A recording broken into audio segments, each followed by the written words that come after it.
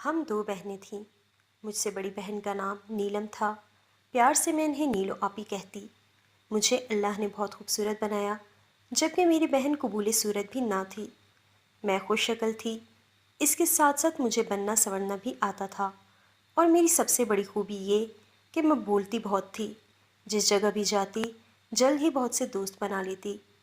جبکہ نیلم میرے مقابلے میں بہت سادہ طبیعت تھی، اس کے خود و خال بھی پرکشش نہ تھے، اور وقت بے وقت کھا کر اپنے جسم کو بھی بڈول بنا لیا تھا۔ میں جب نیلم کے ساتھ کالج جانے لگی تو میں کالج میں ہونے والے ڈراموں میں حصہ لیتی۔ میری آواز بھی اچھی تھی، سر میں گا سکتی تھی، اس لیے میری دوستوں کی تعداد بہت زیادہ تھی۔ کالج کے آخری سال میں مجھے ایک لڑکے سے محبت ہو گئی۔ یہ بات میں نے نیلم کو بتا دی کہ مجھ سے اظہر محبت کرتا ہے۔ ایک دن جب میں نے نیلم کو اظہر کا عشقیہ جذبات سے لبریز میسج دکھایا تو میں نے محسوس کیا کہ اسے میری اس بات سے کوئی خوشی نہیں ہوئی۔ وجہ یہ تھی کہ اس کا چاہنے والا کوئی بھی نہیں تھا۔ نیلم نے اس میسج کو بار بار پڑھا اور مجھے ایسا لگا کہ اس کے دل میں سوئیاں چبھ رہی ہیں۔ نیلم کے چہرے پر آئی اداسی اور کرب میں محسوس کر رہی تھی۔ نیلم مجھ سے انتہائی غصے میں مخاطب ہوئی۔ تمہیں شرم نہیں آتی کہ غیر مردوں سے باتیں کرتی ہو؟ میں نے کہا باجی، اس بات میں کیا عیب ہے؟ اظہر مجھے پسند کرتا ہے اور مجھ سے شادی کرنا چاہتا ہے۔ نیلم مجھ سے غصے میں بولی، شریف گھرانوں کی لڑکیاں ایسی بیہودہ حرکتیں نہیں کرتیں۔ باجی یہ سنتے ہی آپے سے باہر ہو گئیں اور مجھے لعنتیں دینے لگیں۔ میں نے تحمل سے نیلم باجی کو مخاطب کیا، دیکھو باجی، مجھ پر لعنتیں نہ بھیجو، محبت کرنا کوئی جرم نہیں۔ نیلم کی سمجھ میں کچھ نہ آیا۔ غصے میں آ کر اس نے میرے منہ پر زور کا تھپڑ مار دیا، اور ایک ہی بات غصے میں کہہ رہی تھی، نامحرم مرد سے عشق لڑا رہی ہو۔ میں نے بھی غصے میں آپی سے کہہ دیا، تم جلتی ہو مجھ سے، اس لیے کہ تمہاری طرف کوئی مرد آنکھ اٹھا کر بھی نہیں دیکھتا۔ میرا یہ کہنا تھا۔ نیلم میری جانب آئی۔ نیلم ڈیل ڈول کے لحاظ سے مجھ سے دوگنی تھی۔ مجھ کو خوب مارا پیٹا، میرے گھنے بالوں کی کئی خوبصورت لٹیں نوچ ڈالی۔ میں بھاگ کر کمرے میں گئی، اندر سے کنڈی لگا لی۔ امی بھی گھر پر نہ تھیں۔ کمرہ بند کر کے شام تک روتی رہی۔ نیلم کو جب اس بات کا احساس ہوا، وہ شرمندہ تھی۔ اس نے میرے کمرے کے دروازے پر دستک دی، کہا مسکان دروازہ کھولو۔ میں نے کوئی جواب نہ دیا۔ نیلم نے پھر زور سے دستک دی اور کہا میں معافی مانگنے آئی ہوں، خدا کے لیے دروازہ کھولو۔ میرے دروازہ کھولتے ہی وہ میرے گلے لگ گئی۔ میں نے نیلم سے کہا کوئی بات نہیں، تو وہ مجھ سے مخاطب ہوئی، مجھے پتہ ہے میں خوبصورت نہیں ہوں آپی، میں بہت شرمندہ ہوں کہ میں نے آپ کے متعلق ایسی بات کہہ دی جو مجھے نہیں کہنی چاہیے تھی۔ نیلم کی آنکھوں میں آنسو گرنے لگے۔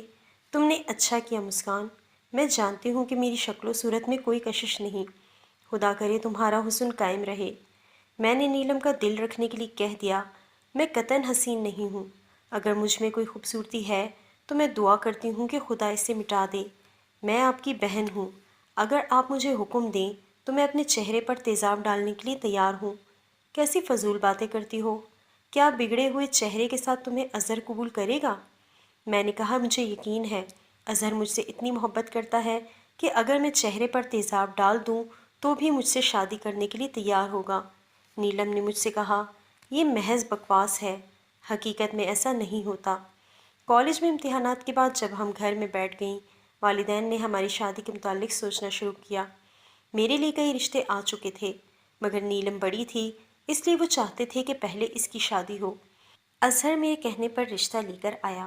اس کے ماں باپ چاہتے تھے کہ اس کی شادی ہو جائے تاکہ وہ بیوی کو اپنے ساتھ لے کر امریکہ چلا جائے۔ میرے والدین نے سوچنے کے لیے وقت مانگ لیا۔ ان کا ارادہ اس رشتے سے بھی انکار کا تھا۔ میرے والدین نیلم آپی کی ہر بات مانتے تھے۔ میں نے نیلم آپی سے مدد مانگی۔ نیلم نے مجھ سے کہا، میں انشاءاللہ تمہیں نا امید نہیں کروں گی۔ نیلم نے والدین سے بات کی۔ نیلم کی رضامندی پر میرے والدین نے اظہر کے لیے رشتے کے لیے رضامندی ظاہر کر دی۔ منگنی کی تقریب میں نیلم ایک بہن کی حیثیت سے زیادہ خوش نظر نہ آ رہی تھی۔ اظہر 3 پیس سوٹ میں بہت خوبصورت نظر آ رہے تھے۔ میری کزن عظمیٰ اظہر سے بہت زیادہ فری ہو رہی تھی۔ میں نے خوشی کے موقع پر اس بات کو اتنی زیادہ اہمیت نہ دی۔ اظہر کے والدین کے کہنے پر میری شادی کی تاریخ طے پا گئی۔ شادی کے موقع پر کافی ہلا گلا ہوا۔ عظمیٰ اظہر کے اور میرے ساتھ چپکی رہی۔ مجھے عظمیٰ کا یہ رویہ بہت تکلیف دے رہا تھا۔ اظہر کے ساتھ میری رخصتی ہو گئی۔ میں بہت خوش تھی۔ اظہر مجھ سے بے انتہا محبت کرتا۔ شادی کے بعد میں میکے آئی تو میں نے نیلم سے کہا، باجی محبت عجیب و غریب چیز ہے، میں بے حد مسرور ہوں، زندگی کا صحیح مطلب اب میری سمجھ میں آیا ہے۔ یہ بات کہتے ہوئے میرا چہرہ نہایت پرسکون لہجے میں اظہر کی محبت کا غرور تھا۔ میں نے نیلم باجی سے کہا، خدا کرے کہ آپ بھی اس مسرت سے محظوظ ہوں۔ کچھ دنوں بعد ہمارا انگلینڈ کا ویزا آ گیا۔ وہاں جا کر بھی عظمیٰ نے اظہر کا پیچھا نہ چھوڑا۔ اظہر کو باقاعدگی سے میسج کرتی، لیکن میں نے اس بات کو بالکل اہمیت نہ دی۔ 2 سال میں اللہ نے خوبصورت گڑیا میری جھولی میں ڈال دی۔ میں ماں بن گئی۔ میری توجہ اپنے پر کم اور بیٹی پر زیادہ ہوتی۔ اظہر مجھے اس بات پر نہ صرف ٹوکتے بلکہ اپنے خیال رکھنے کا بھی کہتے۔ ابو کی انہی دنوں کال آئی، نیلم کی شادی کا دعوت نامہ دیا۔ میں بہت زیادہ خوش تھی بہن کی شادی کو سن کر۔ اظہر بھی بہت خوش تھے۔ شادی سے 1 ہفتہ پہلے پاکستان پہنچ گئے۔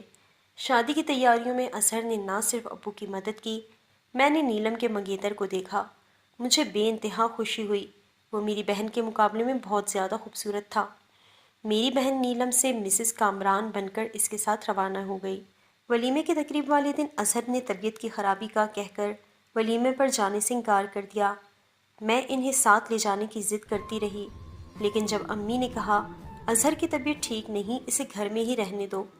ولیمے کی تقریب میں عظمیٰ نہ آئی تو عظمیٰ کی والدہ نے میرے پوچھنے پر بتایا، اس کی طبیعت ٹھیک نہیں، اس وجہ سے وہ نہیں آ سکی۔ میرے دل بے چین ہونے لگا۔ امی سے گھر کی چابیاں لی۔